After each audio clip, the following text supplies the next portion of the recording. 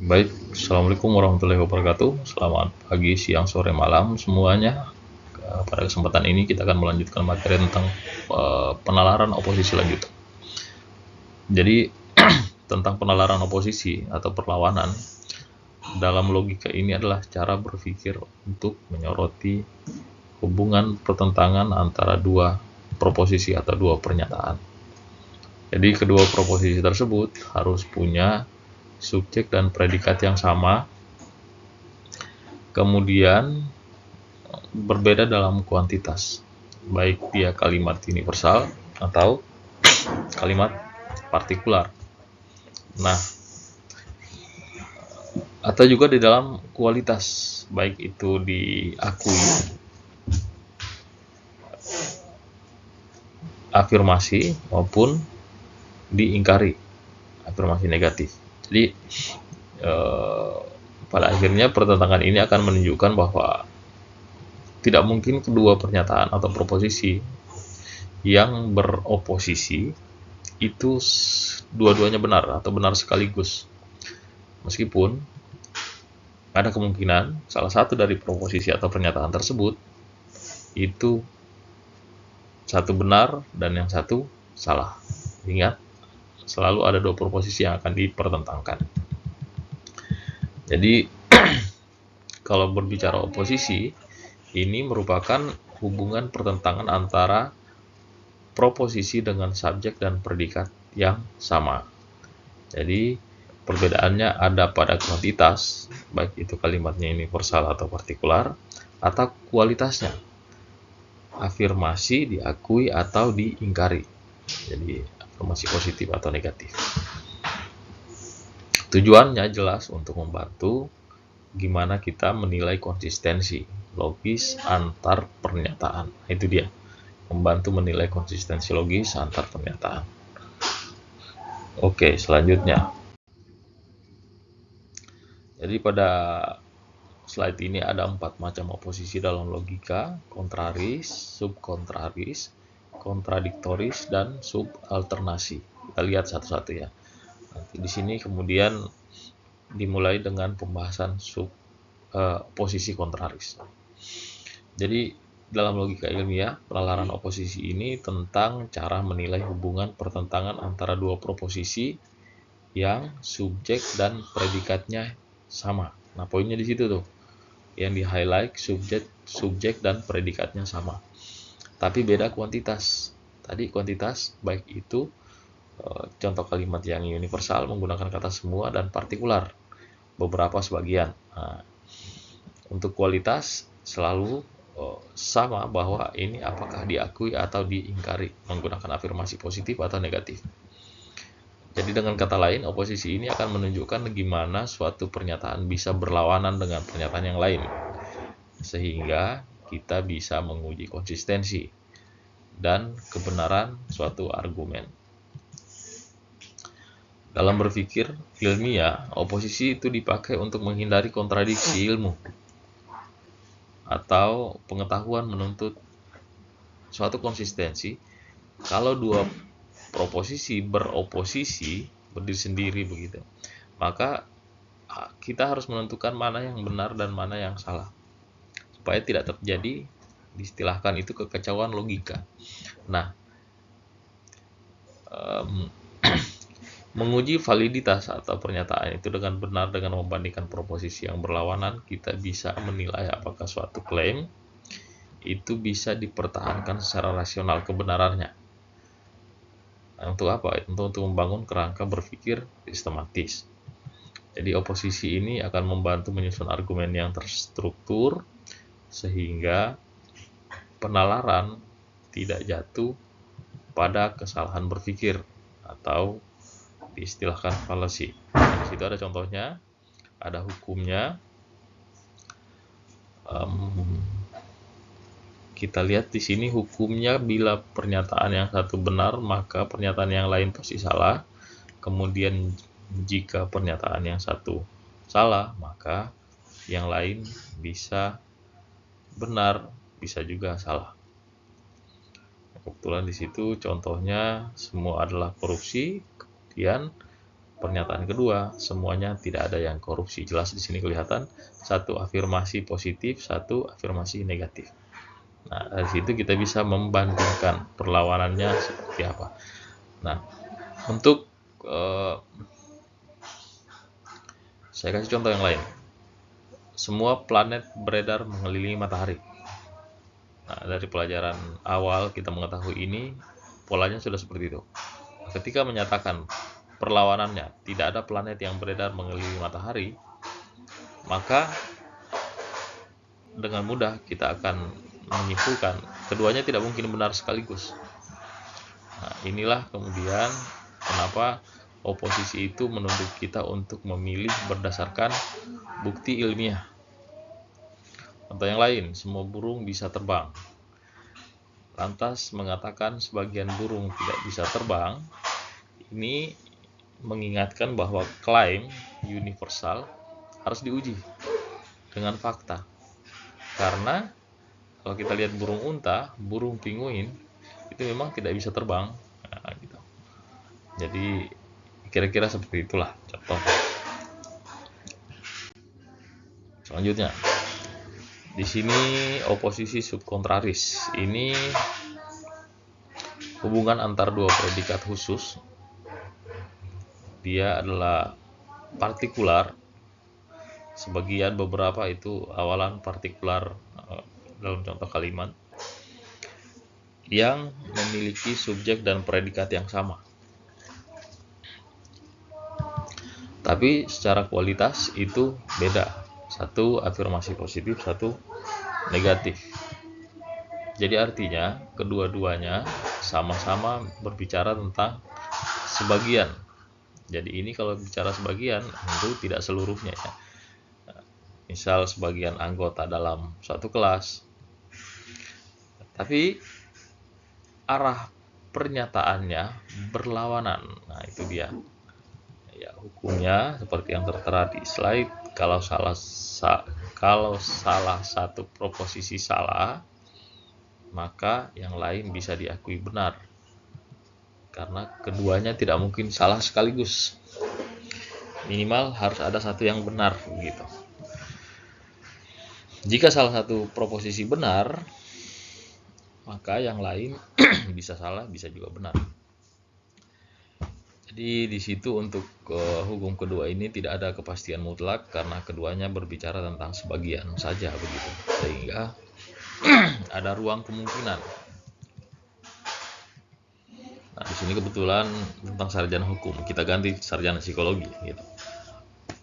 Proposisi pernyataan pertama, ini diistilahkan partikular afirmatif. Sebagian adalah sarjana psikologi, jadi kita ganti objeknya sarjana psikologi. Proposisi B, sebagian bukan sarjana psikologi. Mari kita analisis. Kalau A salah, tidak ada satupun yang sarjana hukum. Sarjana psikologi. Maka B benar. Berarti semuanya bukan sarjana psikologi. Gitu.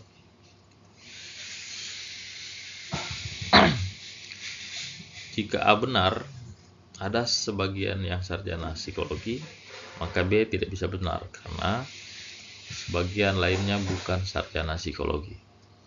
Atau bisa salah jika ternyata semua adalah sarjana psikologi. Nah, jadi kuncinya keduanya tidak mungkin salah sekaligus, tapi bisa sama-sama benar. Fungsinya apa? Ini membantu menguji klaim. Klaim parsial gitu, supaya tidak terjebak dalam generalisasi yang keliru. Nah, itu poinnya. Oke, slide selanjutnya. Di sini tentang pembahasan oposisi kontradiktori. Nah, ini hubungan antara dua proposisi yang benar-benar saling meniadakan atau saling menolak gitu. Kalau yang satu benar, maka yang lain pasti salah. Kalau yang satu salah, maka yang lain pasti benar. Cirinya subjek predikatnya sama, tapi kemudian secara kuantitas itu universal ke partikular. Sementara kualitas itu sama, masih menggunakan afirmasi positif atau afirmasi negatif. Hukumnya yang perlu diingat di bagian kontradiktori, tidak mungkin keduanya benar sekaligus, atau tidak mungkin keduanya salah sekaligus. Jadi hubungan ini sifatnya mutlak. Kebenaran salah satunya otomatis saling meniadakan satu sama lain. Kita lihat contohnya, semua manusia terpelajar itu afirmasi positif. Kemudian yang partikular, beberapa manusia tidak terpelajar. Kita lihat, jika proposisi A pertama benar, semua manusia terpelajar, maka proposisi afirmasi yang negatif pasti salah. Tidak ada manusia yang tidak terpelajar. Nah, jika proposisi partikular benar, ada sebagian manusia tidak terpelajar, maka proposisi yang pertama itu pasti salah. Tidak semua manusia terpelajar, atau proposisi afirmasi negatif. Perbedaannya ini terlihat dari kuantitas. Semua lawan atau versus beberapa. Dan kualitas. Afirmasi positif ada dan afirmasi negatif tidak ada. Jadi kontradiktori ini oposisi yang paling tegas, artinya ia saling meniadakan. Aturan utamanya kalau satu benar, yang lain pasti salah, dan kalau satu salah, yang lain pasti benar. Kalau bicara fungsi, gunanya apa? Ya, ini jelas untuk menjaga konsistensi mutlak dalam penalaran, sehingga dipakai dan istilahnya tidak ada ruang yang abu-abu begitu. Kemudian selanjutnya di dalam keterangan ini itu punya sifat bila satu salah yang lain harus benar. Nah, ringkasnya bahwa oposisi kontradiktori ini adalah bentuk pertentangan yang paling tegas dalam logika. Jadi hubungan ini menjaga konsistensi secara mutlak, secara pasti. Tidak ada ruang abu-abu, yang ada hanya benar-benar salah yang saling meniadakan. Jadi dalam berpikir ilmiah, oposisi kontradiktori ini penting untuk menguji klaim universal dan partikular supaya tidak terjadi kontradiksi dalam argumen. Nah, kemudian slide selanjutnya subalternasi. Nah, ini merupakan hubungan pertentangan antara dua proposisi yang juga subjek predikatnya sama, kemudian memiliki kualitas yang sama. Artinya sama-sama diafirmasi positif atau sama-sama diafirmasi secara negatif. Cuman bedanya dalam kuantitas. Jadi apakah itu universal atau partikular. Jadi dengan bisa dibilang subalternasi ini menghubungkan pernyataan umum dengan pernyataan khusus yang sejenis. Kita lihat hukumnya, kalau benar maka yang lain tidak benar gitu. Kalau proposisi universal salah, maka proposisi partikular bisa benar. Kita lihat di sini contohnya, kita ambil semua mahasiswa rajin. Nah, ini salah. Karena yang benar adalah sebagian mahasiswa rajin, nggak semua ya. Jadi ketika kita melihat ini sebagai sama-sama benar, itu jika proposisi universal benar, maka bisa diakui proposisi partikular otomatis juga benar. Kita lihat contohnya yang benar-benar ya, bukan yang benar-benar, tapi yang proposisi universal benar, maka proposisi partikular otomatis benar. Semua manusia fana. Ini benar. Ini kalimat universal. Kita lihat yang partikular, sebagian manusia fana. Ini juga benar.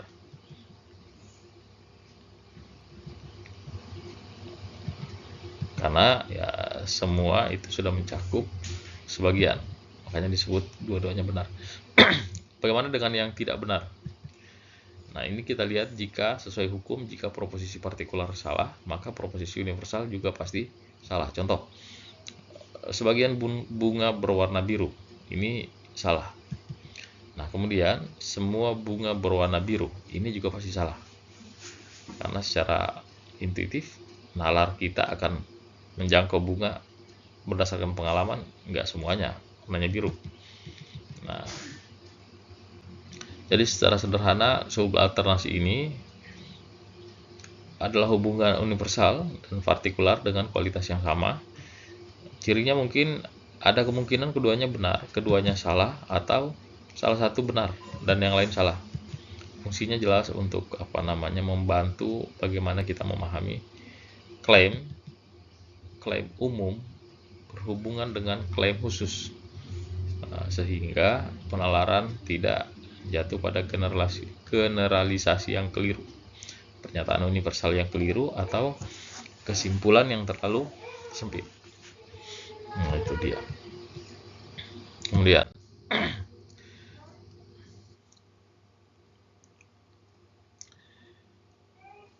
subalternasi ini dibagi dua. Kita lihat masing-masing. Subimplikasi di sini bentuk khusus dari proposisi subalternasi, yaitu hubungan logis antara proposisi partikular atau kalimat khusus dengan proposisi universal atau kalimat umum yang punya subjek dan predikat sama, tapi kemudian kualitasnya juga sama, sama-sama mengakui atau sama-sama mengingkari. Nah, hubungan ini menekankan tentang bagaimana kebenaran atau kesalahan dalam pernyataan partikular mempengaruhi pernyataan universal. Hukumnya, kalau proposisi partikular salah, maka proposisi universal juga pasti salah. Karena kalau sebagian saja tidak benar, maka klaim bahwa semua benar otomatis juga salah. Jadi itu hukumnya. Kemudian kalau proposisi partikular benar, maka proposisi universal tidak bisa dipastikan benar dipastikan benar atau dipastikan salah. Oke, jadi itu karena fakta bahwa sebagian, dalam kata sebagian itu sendiri, benar tidak cukup untuk menyimpulkan semua benar gitu.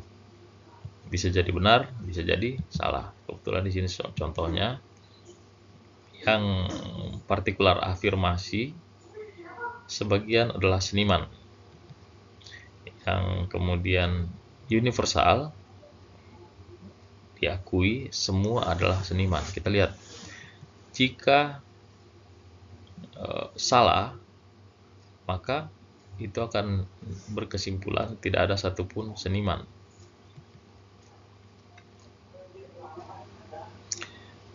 Kalau otomatis salah, tidak mungkin semuanya seniman. Itu kalau hukum yang pertama ya. Jika benar sebagian ada seniman, maka yang universal belum tentu benar. Bisa semua seniman, bisa hanya sebagian saja. Jadi ini jelas fungsinya supaya membantu menjaga ketelitian dalam menarik kesimpulan, ya, supaya lagi-lagi tidak tergesa-gesa mengeneralisasi dari bukti-bukti parsial gitu maksudnya. Nah, kemudian yang kedua, superimplikasi. Ini bentuk hubungan dalam proposisi subalternasi, yaitu hubungan antara proposisi universal dan proposisi partikular dengan subjek dan predikat yang sama. Kualitasnya juga sama, sama-sama mengakui atau sama-sama mengingkari. Nah, superimplikasi ini menekankan bagaimana kebenaran atau kesalahan pada pernyataan universal itu mempengaruhi pernyataan partikular. Kita lihat hukumnya, kalau proposisi universal benar, maka proposisi partikular pasti benar. Kalau semua benar, maka otomatis sebagian itu juga benar. Nah, kalau proposisi universal salah, maka proposisi partikular juga dipastikan tidak dapat benar atau dipastikan tidak bisa salah. Atau gimana sederhananya, jika proposisi universal salah, maka proposisi partikular tidak dapat dipastikan benar atau salah. Nah, itu ya. Nah, karena kegagalan klaim universal tidak otomatis meniadakan kemungkinan adanya sebagian yang benar. Kita lihat contohnya, yang afirmasi positif. Semua adalah pemberontak.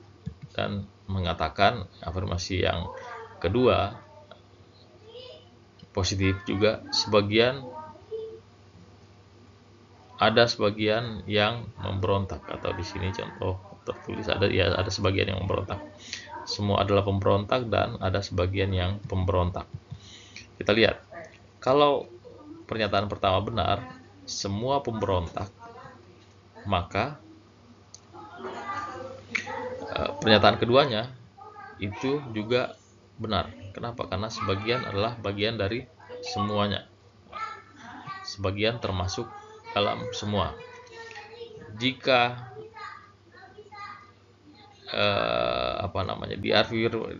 diakui secara negatif, misalnya tidak semua pemberontak, maka pernyataan berikutnya belum tentu benar, belum tentu salah. Bisa jadi memang ada sebagian yang menjadi pemberontak, bisa juga tidak ada sama sekali. Nah, superimplikasi ini hubungan dari kalimat universal dan partikular kualitasnya sama.